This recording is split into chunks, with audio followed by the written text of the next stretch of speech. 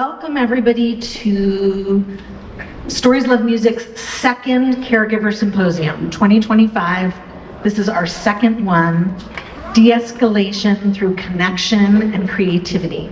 And I'm Ilyana Kadushin, the founder and executive director of Stories Love Music, along with James Harrell, who is another founder and music director of Stories Love Music. For people who have no awareness of the history of it, we were living in New York City during Hurricane Sandy, and we had some experiences as musicians in some hurricane shelters that just illuminated for us the power of music, of all creative modalities, of artistic intervention to meet humans where they are in their struggles, in their challenges.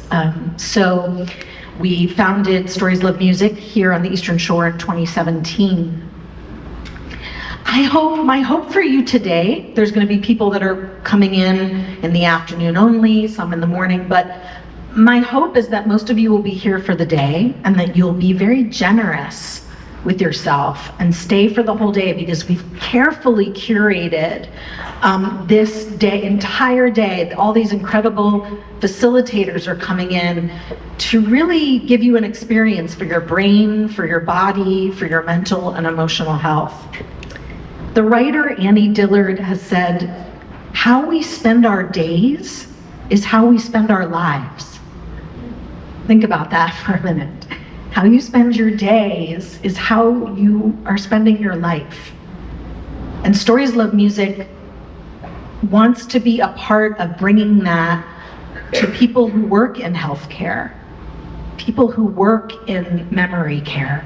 Everybody here is a very generous, giving. You all do a lot. You give a lot of output in your lives.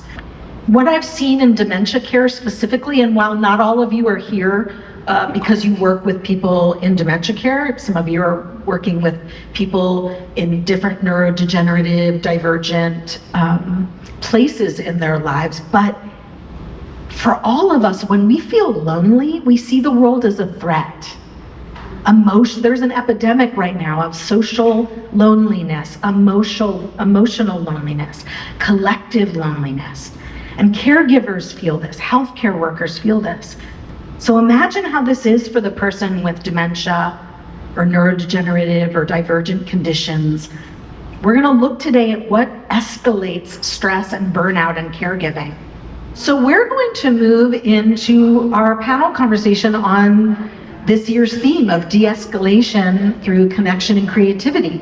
Our panel, I want to introduce our panelists and they will tell you a little bit more about themselves, but we have Crystal Heiser here, who is a certified senior advisor at Home Instead, an end-of-life doula, an Alzheimer's community educator, an MS and Parkinson's advocate, and we are very lucky to say that she is one of our Stories Love Music trainees. So she has been learning our program and will soon be going out into the community with us to do trainings, most likely with Tidal Health and TAWS.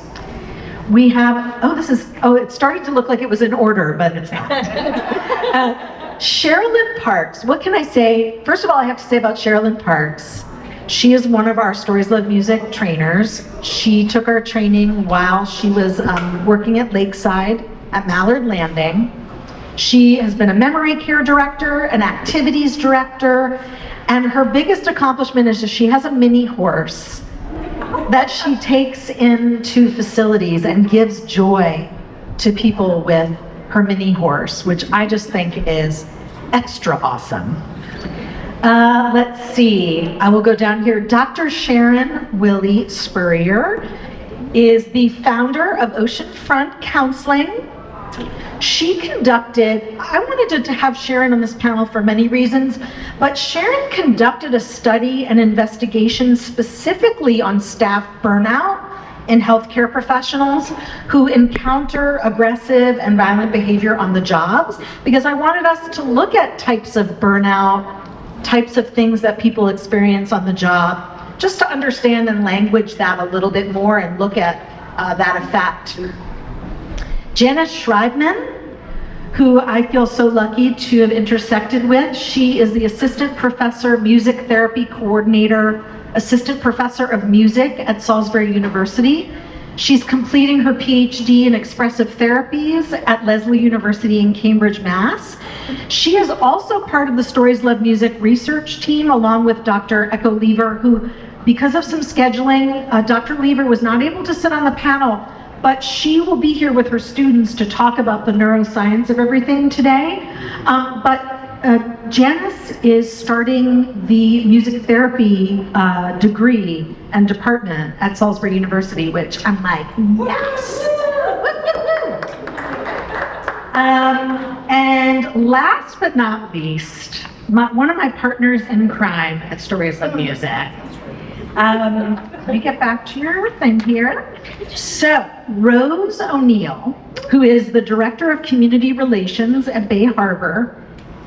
Rose, when I met Rose, she was working at Commonwealth Senior Living as Executive Director. She understands advocacy for staff and healthcare. She understands the needs for special personalized training for staff. She understands a bit about what we're seeing today with retention issues and burnout. So that is what has led Rose and I to create an advocacy arm for Stories Love Music, where we are going to, in the future, look to address retention issues and training in memory care through adaptation of current existing regulations. So Rose is going to be my partner in crime on that, and I'm delighted to have her here with us. Now I'm going to take this out and give a little bit of a kind of a frame to today's topic.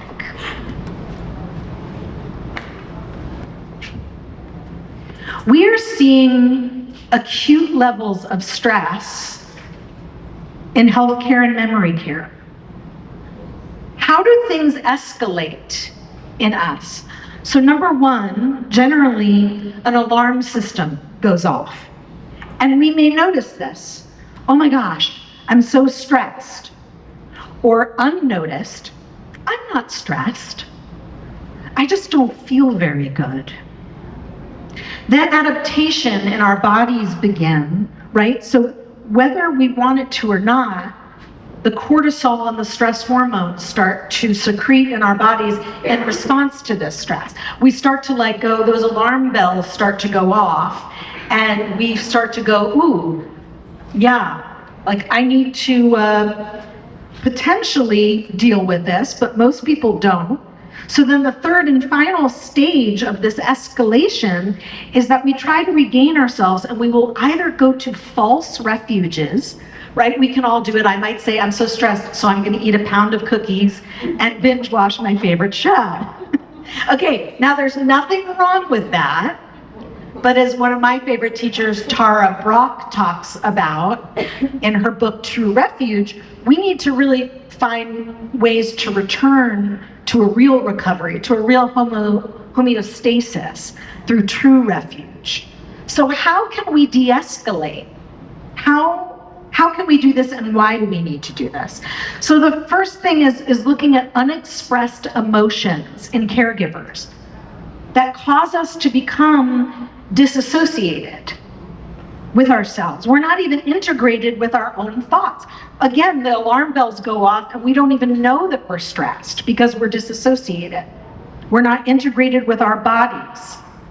So movement in the body, right? Like we did today with the shaking out of the hands or the getting up in this little light of mine, that invites us into a different energy, a playful flow. De-escalation can begin when we reconnect with ourselves in ways that you're going to experience throughout the day. So that's the need, that's the escalation that goes on.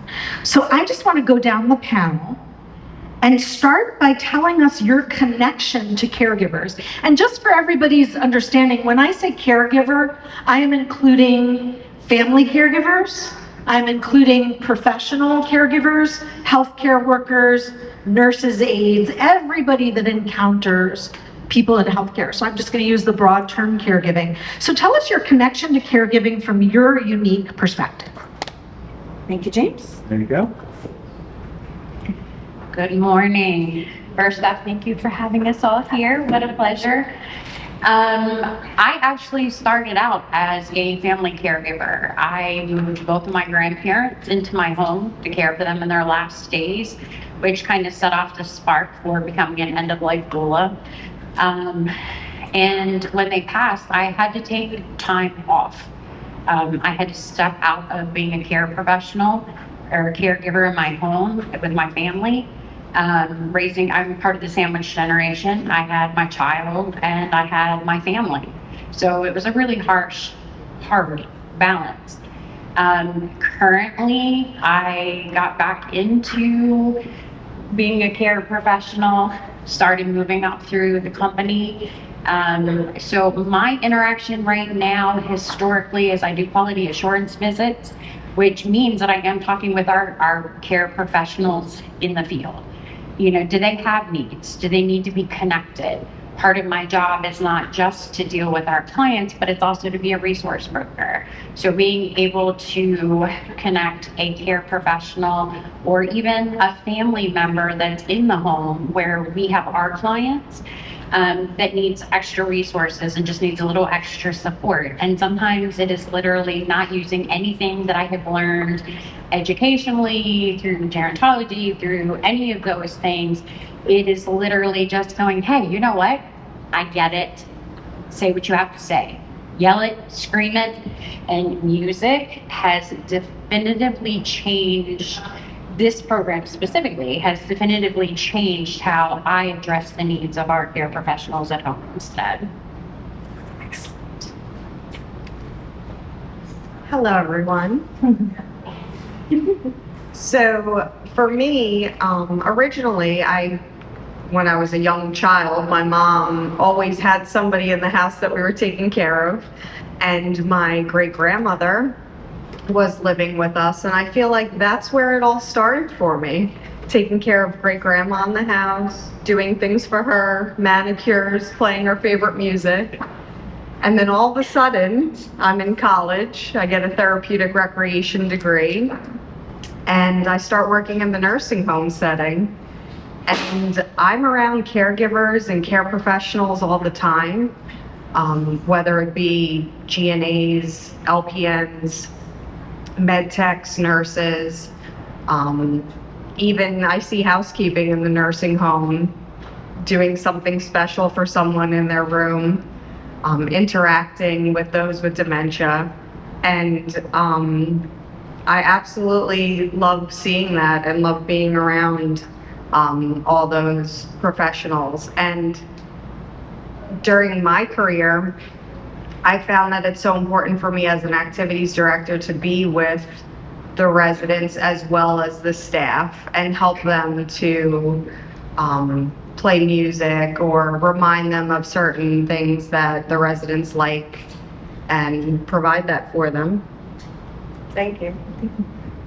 Hi, I'm Sharon Spurrier, and my, relationship first with caregiving, but I guess I want to go back. I'm a music therapist by trade years ago, and I went to Shenandoah years ago. So I have worked with art therapists and music therapists in a lot of psychiatric hospitals when I got my start. So I know the power of music in the therapeutic realm.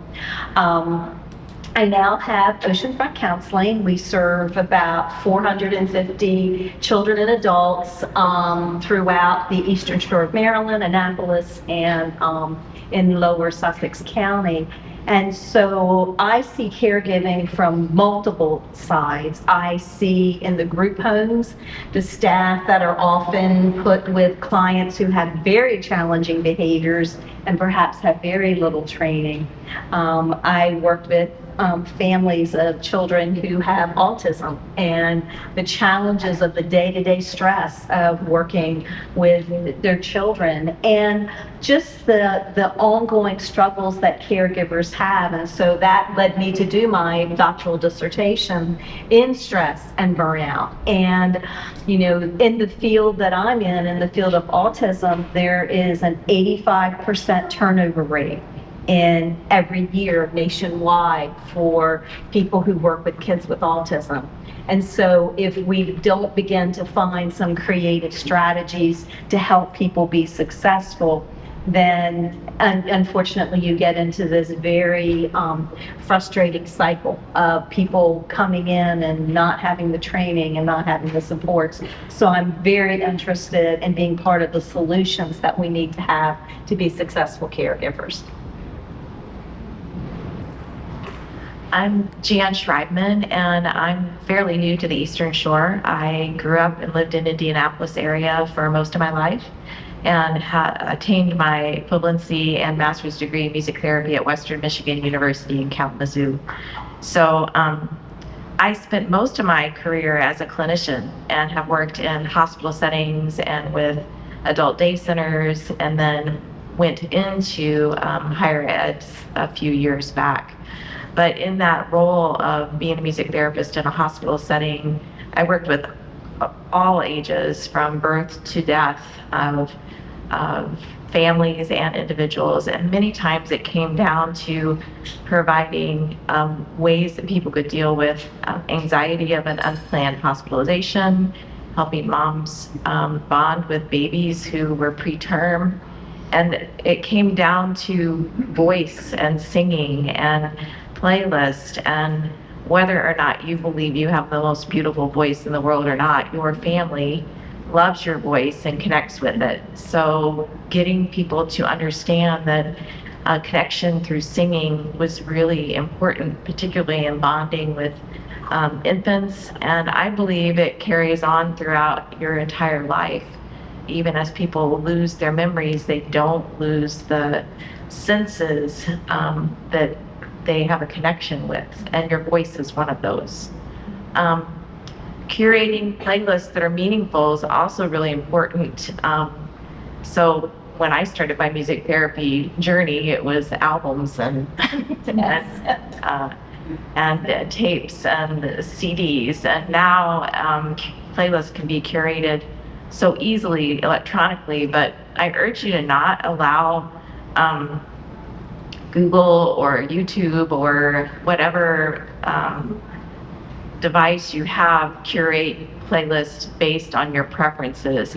I invite you to curate your own based on what is meaningful to you and what the goal of that playlist is. So you would likely benefit from many playlists. One that it just lets you cry. Maybe you have a walking, crying playlist that you develop, but I would urge you to make that a specific amount of time that you stay in that state. So maybe 20 minutes of your walking, crying playlist, and then you have one that moves you or modulates you to a more homeostasis space. So, and we can do that for our loved ones too.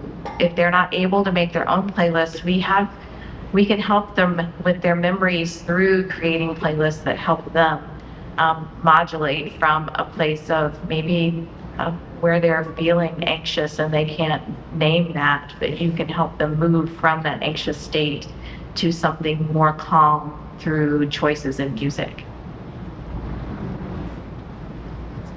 Hello, I'm Rose.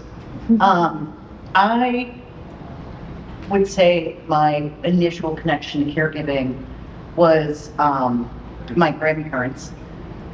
I live down here, everybody else is on the other side of the bridge, and they had been caring for my kids. And then as the kids started going to school, I started caring for my grandparents because they needed it. And so I was lucky. I have a giant family, and we were able to sort of pass the baton from person to person throughout their last year or so. But I knew the frustration. I watched my family go through it, and my grandmother was absolutely lovely, but real mad about this old man that was in her house now instead of her husband, because she was looking for her husband. And it was just every time without failure when she'd be walking around looking for Jack, he would, fine, and he would start singing Sweet Rosie O'Brady, Twirl Lie, any of the old Irish tunes that they listened to growing up. And as soon as he would start singing, she would go, oh, there you are, and sit in his lap, and her manic phase would settle down. Now, I just sort of assumed that's because he sang to her every night of their life, so she always recognized it. But then when I went into senior living, and I was an executive director, same building, 3 management companies, we had challenging cases, and I watched some of my top professional caregivers really struggle at times, and understandably so, because behaviors are behaviors, and it can be frustrating, and it can be scary, and it can make you I've had caregivers say, she doesn't like me. And I'm like, I love you, hon, but she doesn't not like you. She doesn't like something, but it's not you. There's something in her shoe, there's something the way the wind's blowing, she's hungry, it's not you. Your job is to connect with her. And I watched people churn and burn out of that. Good people who churn and burn right out of professional caregiving. They're talented at it, but if you aren't taking care of yourself, you're not going to be able to take care of them. That was a good drop the mic last line. But I won't drop the mic. Drop it mic, yes, symbolically. Last year's symposium defined creative engagement. And as we've heard the panelists talk about, right, they're already kind of alluding to the power of it. De-escalation, the reason things escalate is when we allow these healthcare situations or these memory care situations to become dehumanized. When things feel dehumanizing, then the stress comes up, then things escalate, then it all falls apart. Like we watched it in New York facilities, and we've seen the same thing in Maryland facilities. It's been like kind of these common threads. So let's talk about the big picture here, because I want you all to be here and find ways. This is the most, out of today, you're gonna have a lot of really creative, relaxing experiences. But this is the session where I want you to walk away a little fired up, a little inspired to tell the powers that be that you work with and work for that things need to change. Because data-wise, as Rose alluded to, we are seeing terrible retention rates. I would go someplace and do my training, and then I would try to keep it going, and they'd say, we can't keep people on the job more than 90 days. They're getting trained and then they're leaving, so there's no continuity. So that changes the quality of care. And the troubling news we found in our data study that Dr. Sarah Guy did for us is Maryland is ranked as the 3rd worst in attending to nursing home, senior care, memory care, what's the word I'm looking for? Complaints. Yes, surveying, attending to complaints, whether it's on the employee side, the family side. So it's not good in this state right now. So I feel like Stories Live Music's part of our mission is to elevate and illuminate some of this data, and this expands beyond memory care just into other aspects of care. So workplace aggression and behaviors that affect the culture of the workplace and the staff. We need to understand those precipitating factors of employee. So operations and systems, lack of team building, no strategies to help staff improve this staff morale. Institutions as a whole are a culture of efficiency, right? They probably say to all employees or anybody, just please do your job well and fast and be efficient. But efficiency is not where the true connection and the true meaning is. So before we talk about let's talk a little bit, we'll go down the line, but Sharon, when we get to you, I'd like to talk about these burnout styles.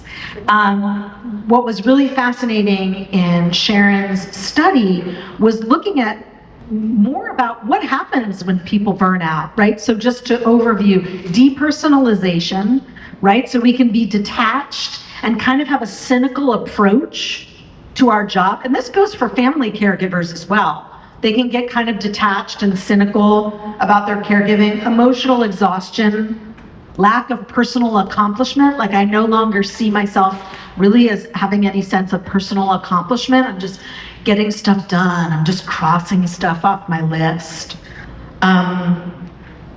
Frenetic, under-challenged, worn out, compassion fatigue, all of these things. So when we get to Sharon, she can talk a little bit more about what she saw. But what do you think? So you're dealing, Crystal, with home health. Home health is going to become a really big thing because as complaints mount at professional facilities, people are not going to want to put their family members into professional. They're going to say, I'll hire a home aide. But there's still going to be some of the similar issues. So we'll just kind of move down the line to speak to what you think the cultures that contribute to burnout. If you're a home care professional, or if you are a family care professional and you are just as professional as the other one, so don't make that mistake. It sucks your mind, it sucks your body, it sucks your soul. I mean, we're being 100% legitimate here. You're taxed at every corner of your being, no matter which direction you're in. Sometimes as a family caregiver, it is so difficult because you're in that moment, you're living with it. You don't have an escape, you don't have time to go, oh, if I have to hear one more time about the flippin' Price is Right and how it's not on today, I'm going to lose my mind. There's no reprieve from that. Just like with our home care professionals that are going into the home. We see the best of the best and we see the worst of the worst. Families that are just battling it out, and there's this little person, you know, little grandma or little Aunt Sally, and she's like, I don't know why everybody's so angry, but can you make that stop?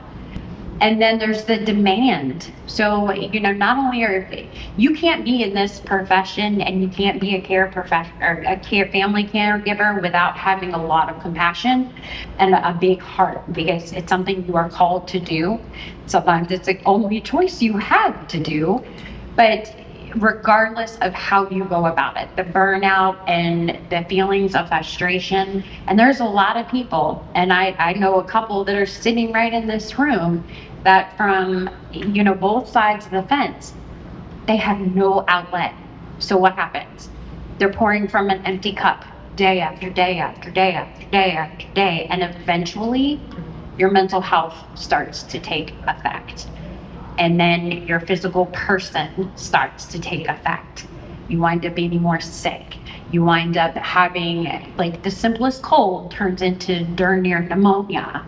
You know, these things manifest themselves to every single portion, and finding those mechanisms to be able to go, recharge, 2 seconds, 2 minutes, and to give yourself permission in the professional realm and the personal realm it's a balance. Yeah. And I'd just like to say, you know, home care is really where that personalized care approach can happen, right? Family caregivers and home health aides have this access to, like, the home and the personalized care, where facilities, it's a different story. So Cherilynn, you've worked at a few different facilities now. Talk about the culture in the workplace there in terms of staff and stress.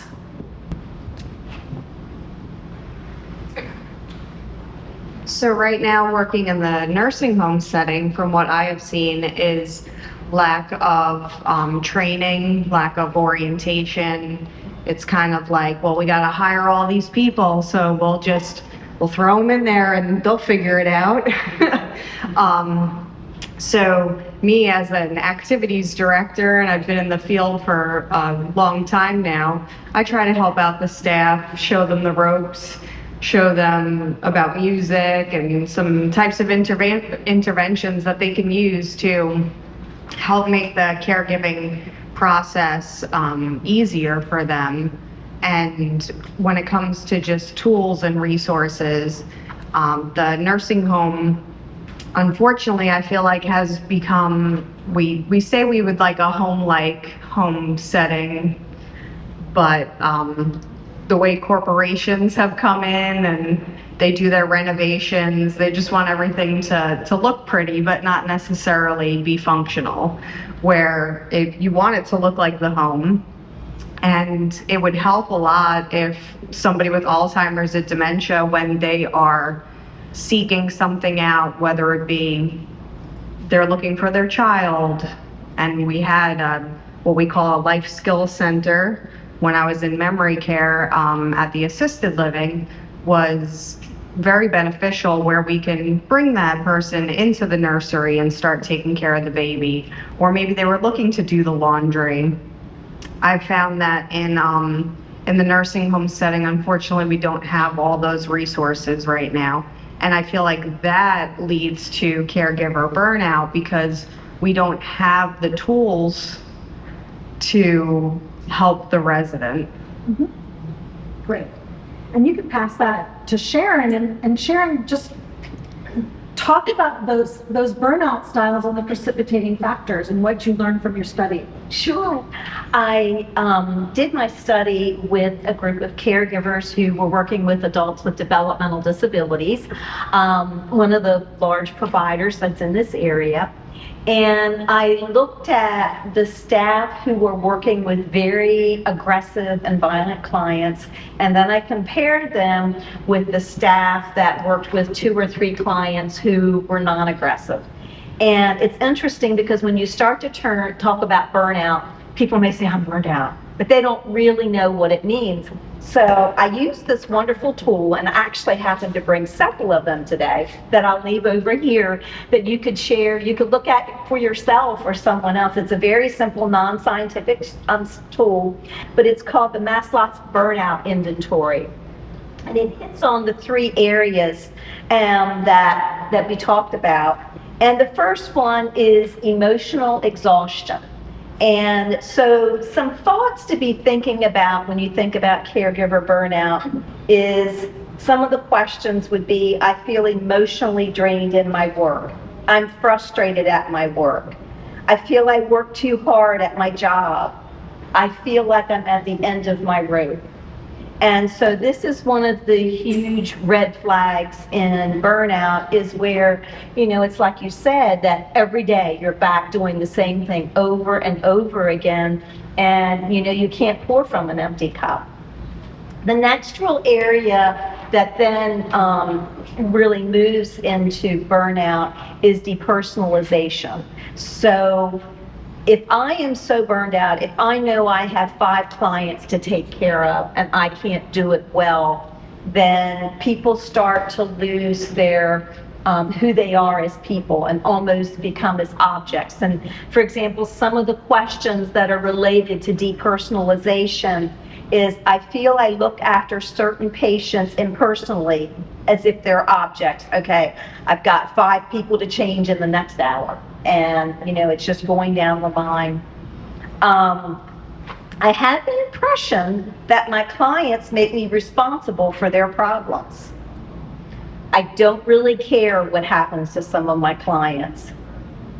I've become more insensitive to people since I've started working. And I'm afraid this job is making me uncaring.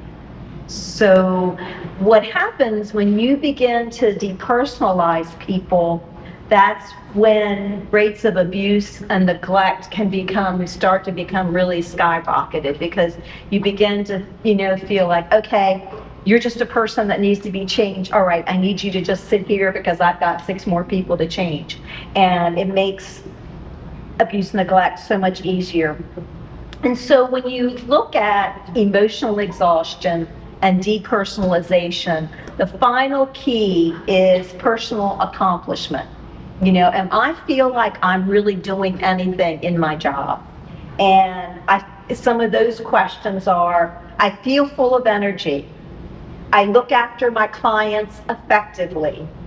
Through my work, I feel like I have a positive influence on people. And I feel refreshed when I've been close to my clients.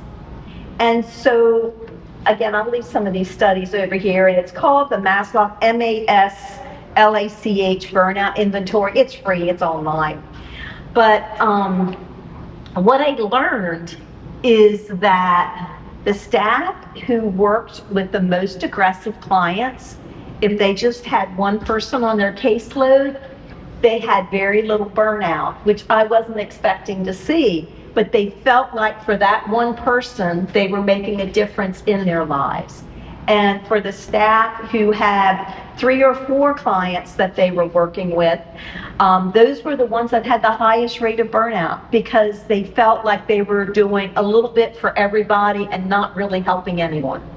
And so really looking at what you can do to help staff really feel validated with what they're doing, that they are making a difference in people's lives, is really what we found to be the most effective for burnout. And I want to just say, one of the interesting things that came out of Sharon's study was that if you do encounter stress from aggression, that you're going to revert to your own hardwiring when you're burned out. So whatever struggle and trauma you had in your past, that if you're disassociated and burned out on the job, that whatever you were taught is going to come out towards your patients and the people that you're taking care of. And it's like this interesting, I thought it's ignoring our complex selves and emotions, which is physiologically impossible. When you go back and look at the SU students, the neuroscience of this, you'll see it's similar to like asking your stomach not to digest food. Like your emotions must be processed. Jan, I'm gonna come back to you because I want to talk about personalized training and why things like music therapy and these multi-sensory approaches and why art is so powerful. So Rose, I just want you to be the last one to talk about these cultures. You've even referred to them to me at times, some of the assisted livings and memory cares, as toxic environments. In terms of the top-down, right, we heard alluded to corporations, then the administration and the management that are running them, and then the staff, and then the patients. So just in your own sort of way, it can be brief. Yeah. I know her very well. Okay, very briefly. And a little bit of the big picture side of things. Assisted living and memory cares in our country right now have been taken over by most of them are owned by like hedge fund groups. They're owned by large investment groups, right? And so then they hire management companies. So the structure is you have your bankers and your guys with 4 airplanes and a couple of their friends. They all invest. And then they pick a management company. It can be Discovery Senior Living, it can be Commonwealth Senior Living, it can be any of them. They're all management companies. So when I was an executive director, when I wanted to have meaningful conversations with caregivers and say like, look, you're so burnt, you're getting angry over like a little old lady who can't find her sock. And that's just not, it's because you've got 6 other things that you're frustrated. You're frustrated that you haven't been able to make the impact you want to make. When I wanted to be doing that, I instead was on a Zoom call with the investors about what my NOI was that month, right? So in operations, and again, now there are 1,000 initiatives, and assisted living, you can definitely speak to this too. Every month, your management company has a new prize for you. Or if everybody gives each other compliments on this app, then at the end of the month, the person with most points can get a fanny pack. Great, nobody cares. We don't want your fanny pack. We don't want your pizza party. What caregivers want is money and time off. Same thing the investment groups want. I got in a little bit of trouble, I promise brief. I got in a little bit of trouble one of my first meetings when I was with one of the groups, and it was right after COVID, and they were trying to find incentives for people to stay. Because everybody was just bleeding caregivers. And they were all like, we could do the shoes for crews thing, where, I don't know if you're familiar, but there are certain shoes that they want you to wear in facilities, and they'll get you a deal where they'll only take $10 out of your paycheck and you can get shoes right from work. Isn't that nice and convenient? And I, being myself, said, oh great, did you negotiate that into your contract, CEO? Do you get reduced cost shoes that you can wear? Or did you get additional money going into your 401k? Because the people who are putting their hands on your loved ones deserve the same things that you want. They need money, they need time off, and they need training. And you're not doing any of that.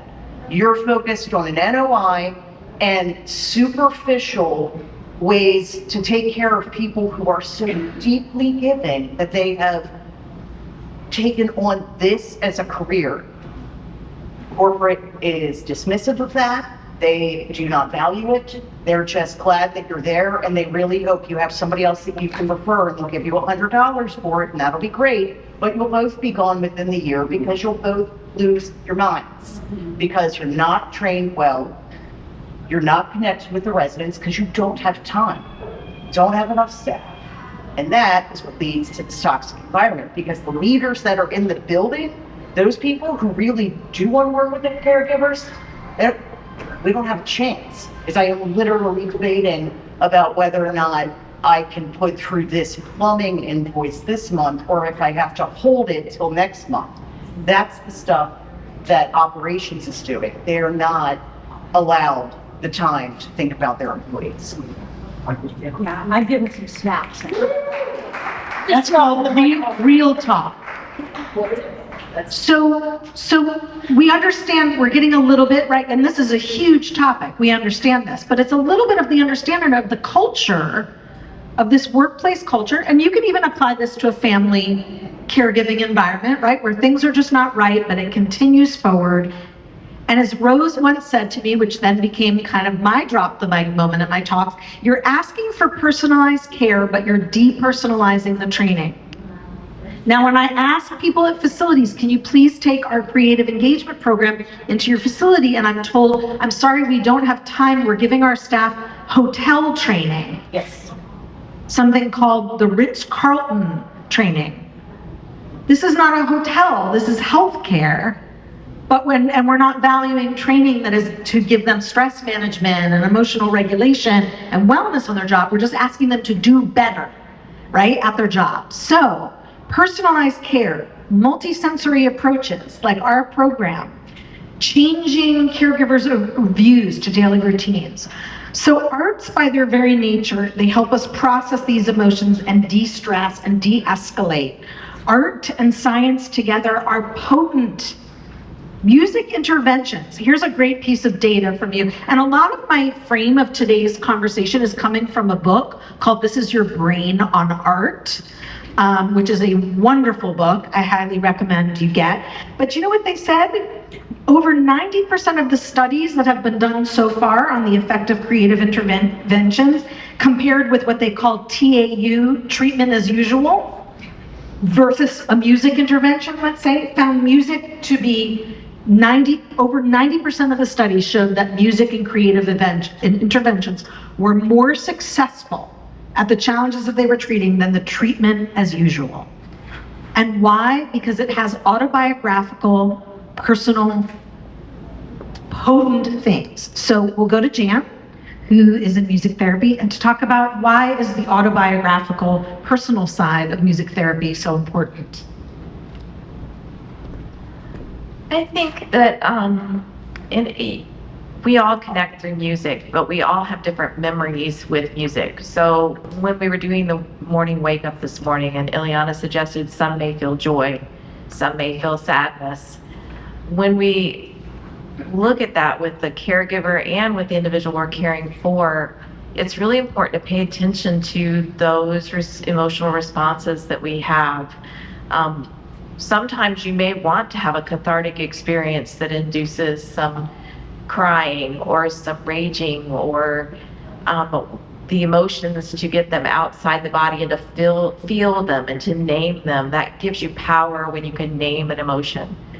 And sometimes we want to draw things in and give that homeostasis. So maybe things are out of control in the home and you need to bring it down the level. And so watching how the music is interacting with someone is more than just knowing what their favorite songs or what songs were popular in the decade that they were a teenager or early 20s. It's also knowing that individual response that someone's going to have. Perhaps a song fits that category. A song that was popular in my teens and early 20s, anything from Styx and Journey, but some of those songs may have some unexpected responses to someone that doesn't have the verbal vocabulary to be able to say, hey, that makes me sad, or that makes me remember this time when this happened. So we have to then also be aware of watching for behavioral cues. So maybe a behavioral cue is some psychomotor response that's happening. Maybe it becomes more agitated in quality. And so when we're aware and watching for those things, then we can change to a different song by Journey or Styx that maybe will have the intended response that we were looking for, something that will help them, be more connected to the moment. Also, I think what music can do for people, particularly with Alzheimer's or dementia of some sort, is it can provide moments where they are lucid and you can have some conversations that might not have occurred without the music being there. And so having music that's meaningful for that individual can really increase those times when they are able to connect with what's happening here and now. They may not last long periods of time, but you can have more of them by incorporating music.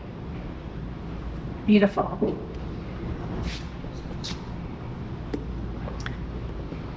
A couple of the things that we teach that Jan just alluded to is that if you have a tool but you don't know how to use it, right? It's like I get a power tool but I don't know how to use it, then it just sits there. So tools like music, there are music therapists, there are art programs that you can engage and learn. Because here's the thing, live musicians, people say, oh, we have bands that come in, to memory care and assisted living, and we have music therapists that come in. Yes, but they come and then they go. And there are long, long stretches of time in assisted living and memory care, 8 to 12-hour shifts, overnight shifts. So we need to share, music therapists and musicians and artists need to share these skills with people so that they can, as you say, understand precipitating factors. I'll give you a wonderful example. During our pilot study at Deer's Head Hospital, we trained 12 nurses how to use music with themselves and with their patients. So one of the nurses came back and reported, every time I have to give this particular patient a shower, take off her clothes, get her to the shower, she loses it. Verbally and physically tries to assault me. Can you just imagine for this nurse, the compound pressure. It's not as if she can't do her job. She has to do her job and bathe and shower this person. But it was dread. And we can understand where that dread comes from. So we talked about it strategically. Yes, in these moments, you don't need to grab a guitar. You don't need to set up Alexa. You find your voice. And we teach people to connect deeply and look for those precipitating factors and say, so she invited this patient with music. She found out her favorite song, sang it to her as they went through the bathing process, and said not only did this patient then not strike out at her, but she connected with her deeply and enjoyed the showering process as we would all like to enjoy our shower process, right? We would like to enjoy our showers. So there's a lot of study, as I say, you can look at the studies on the brain. In neurodegenerative, neurodivergent conditions, there's already an overfiring of those alarm bells. Danger, danger. So you come up to me and you're just trying to give me my medicine. You're just trying to bathe me. You're just trying to get me dressed. And I look at you and I don't feel connected to you and I feel like you're just battling me. So there's an interesting concept that I was going to actually talk to Echo about, Dr. Lever, but one of her students has it, which is entrainment, which is what we want to do more research and study on. For all of us that don't know that, when our entrainment is when our bodies respond, could be to sound waves, to other things, and our brain waves sync with another person, causing our bodies and our movement to sync. Our hearts, our senses of humor. We may start to laugh and smile together when we get entrained. So somebody who has been diagnosed, you may forget this as a care provider, they have a whole life leading up to their diagnosis. So we have to bring them back into awe of life. We have to bring them back into meaning of life. So awe and creative engagement can actually shown in the brain to allow a higher tolerance for uncertainty. That's the cool thing that I find fascinating about the science. When I come up to somebody and I'm just like, hey, we're gonna go eat now, and they're like, get away. Actually, we need to get on the same wavelength. They need to have a tolerance for the uncertainty of what I'm asking for them. This is a powerful, powerful tool. I encourage you during the break to look at the poster on the neuroscience of entrainment. It'll show you what that actually is and why music and dance and art and eating and all sorts of sensorial things. I want to go down for a closing comment just on the idea of de-escalation through connection and creativity. But the World Health Organization defines mental health as a state of well-being in which an individual can realize their own abilities, cope with the stresses, work productively, make a contribution to their community. And when the arts become a regular practice for you and those you engage with, you can unleash this innate tool that'll help you navigate this. So I guess my question is do you feel that there is room for this kind of authentic, personalized care in the healthcare world from your perspective? Yes, yes, and yes. I don't know, because we have a lot of age groups in the room, which is wonderful to see. If anybody's ever heard of Five-Finger Death Punch, it is extremely loud, and most of the time it's considered screaming. And it is a band that I literally had a client that I went to go see, and I had this wonderful person, and then I had her family. They frustrated me so bad, I got in the car and I put in Five-Finger Death Punch and I screamed the entire way down Route 12. But by the same token, like when I clean my house, I listen to Ella Fitzgerald. And I get in it and I'm like all, you know, in my feels and feeling some kind of way. And my family has gotten to the point that they're like, what are you listening to? And that's kind of how they gauge their response to me. Because they know that if it's like Metallica and Five-Finger Death Punch, it's bad. It's been a bad day. They just need to leave me alone. But if it's something, you know, classical music or something like that, taking the Train the Trainer class, I started with, I have a lot of stress that comes from different angles. I have kids, I have dogs, I have work, I have education, I have this, I have that, blah, blah, blah. And it got to a point that there were days that I was burned out the end of the day. And I'm like, I can't even take care of myself or my house because all I want to do is curl up in a little ball and be like, I don't like people and I don't like my house and I don't like my family. I'm just done. And one of the tools that I was equipped with is I recognize personally, professionally, that I'm getting to a point that I need to go into the room with my dogs and I turn on Alexa and I tell her that she has to play something that's normal, that's going to normalize me and bring me back to, I can breathe, I can do this, I can keep going. So taking that personal inventory and applying it to our staff, our in-home care professionals, our advocates and that kind of thing, it makes it an amazing difference because again, at the end of the day, you cannot pour from an empty cup. And if you have tools that are very simplistic, they're very complicated. I still draw stick figures. So, you know, nobody has any idea when I draw a dog, they're like, what is that? It's a bunch of little triangles. But I feel good about it because I just was able to express myself, or I'm big into photography, as you guys know. I take really bizarre pictures sometimes and people are like, that's not art. It's my art because it's my outlet. So I definitively, whether it's, you know, in a facility, whether it's a family care professional or, you know, just a care professional in general, if you're providing care at any level, whether it's children or adults, this is definitely a tool that needs to be brought and recognized on the Eastern Shore, or universally, but definitely on the Eastern Shore.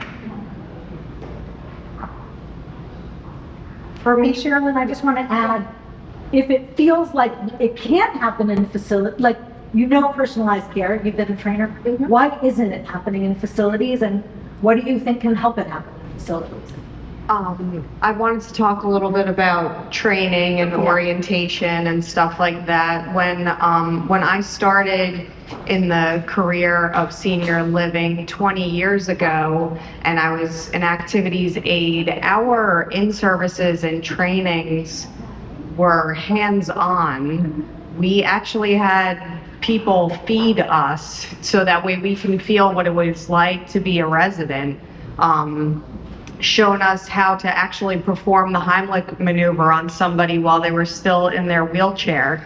Like true hands-on training. We had to eat puree food. We had to try thickened liquids. Now trainings are literally on the computer. You throw somebody in a room, they have to complete these modules and they're just clicking through, trying to get through these trainings, and then take a test and that's it, and then get sent out onto the floor. So when I'm at work, I like to be hands-on, and I find that I'm most happy when I'm working with a purpose. So just recently I had a new resident to me come in, and I was talking to the family, getting to know them, doing my activities assessment. And we got on the topic about music, and I was explaining to them about Stories Love Music, and their mom had had a stroke, and at this point she was not verbal at all. She's made a lot of progression recently. We've had her for 3 months now, and her daughter emailed me a short video clip that she had taken with her cell phone, and they were playing the song Killing Me Softly to their mom, and she was singing it. I was crying at my computer, but you know what? It made my day. It was everything to me, and it's those little nuggets, so to speak, that I take home with me, that I say, you know what, I made a difference. Everything else, all those reports and all the silly stuff that I have to do throughout the day, because that's what corporate says, it's those little moments. So anything that I can bring, any tools in my toolbox to help somebody along the way is so important to me. Well, we just happen to have several oceanfront clinicians who are here today too. And I think that in the back, one of the things, because we go into so many group homes where staff, there are very large ratios, is that people begin to see our clinicians as their individual counselors, the staff do, because they hear from corporate, this is everything that you have to do these clients.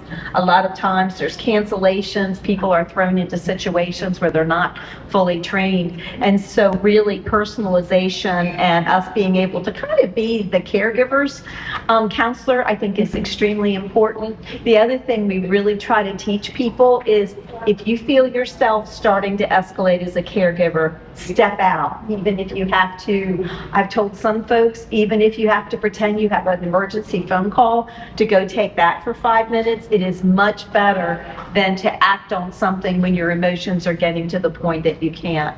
And then I think just the natural thing that will make it so much more beautiful is to bring music into the realm. So this is definitely needed. I'm excited about what can happen. So a couple thoughts come to mind. One is that it doesn't take very much time at all to have a relaxation effect. And if you can just even step aside as a recipient of care or a caregiver to just breathe, you can feel and gather your thoughts and maybe make more informed decisions by being able just to slow down. There's also another thought is that when you don't have access to what you feel like you need for music, for example, just simply thinking about music will activate all different parts of your brain. There is not a music center of the brain. Music activates areas in the language area, in the motor area, and just simply thinking about music can activate those areas. So if you feel like you're going too fast, think of a slower song, and that entrainment will take place, and you will slow your motor movements down. You will slow your thought process down. So thinking about music is one simple way that you can kind of reorient and maybe take a fresh look at things. Closer. Is there room for this training? Yes, there is 100% room. If there is need for this training. Will they do it? No, they won't. Because every management group has their own program that's like sweet thoughts or resting, whatever. They all have their own thing, and it's all TM'd so that if they have success, they can then brand and sell that program to other places because it is about money. So, as we discovered, I'm aware of that. So, it's the way that we're going to have to make it happen is through legislation, because corporate will follow the law most of the time when it comes to training. But this isn't a training you can put on Reliance. You can't just sit there, and if you don't know Reliance, you're welcome. And count yourself lucky. You can't put this in a thing. The only thing I've ever learned from Reliance is how long the time is before I can hit the button to turn to the next stage.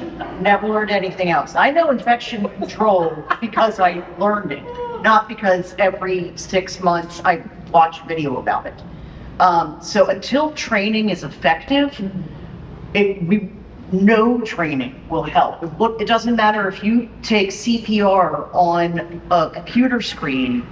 When you need to do it, you're not going to be able to do it the way somebody who had their hands on the doll did it. You're not. So, yes, there's room for it. My God, there's a need for it. But until we're camped in Annapolis, and I'm yapping at all those people, which I will do, that's what's going to happen. And it's not even new regs, because God knows that takes 10 years. So we have to adjust our current regs, which was very recently done.